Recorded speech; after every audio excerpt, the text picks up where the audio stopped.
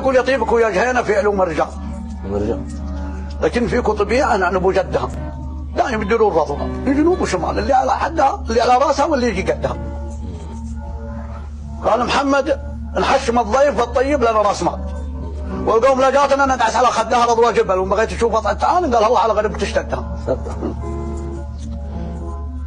قال الزلامي الله يسامحك وجهينا عيال الحلال ان كان هو ودها وكان ما ودها والله ما شفنا جهينا في زمان القتال تحدها حرب الشيطان محتدها.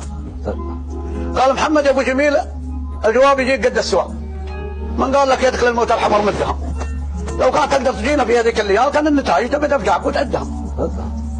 قال الزلامي بالله قول الصحيح ولك 3 ريال والكلمه اللي توسع خاطرك بدها والله لو جالنا للحرب معكم مجال نطمر جهينا هذاك البحر ما ردها. قال محمد وفر فلوسك حقيقه ما نحرت الخيار واختار فقري من الروقه واللي هو ودها والله لو جيت وقت الاعتدال تذكر حصاتك حطان مديك في سدها. قال الزلامي يا اصحابنا اللي سوالفكم كبار يجبال لكن مهما يصير يجي لكم ضدها والله لو اننا نجيكم عند مس الحبال لندور احسن بيوت القوم ونهدها. قال محمد في المردود الاخير يا اصحابنا اللي سوالفكم عراضا طوال لا بدها تقلب الصفحات لا بدها تريح الله حمل الكعبه على كل حال حتى ابرها قبل كل عده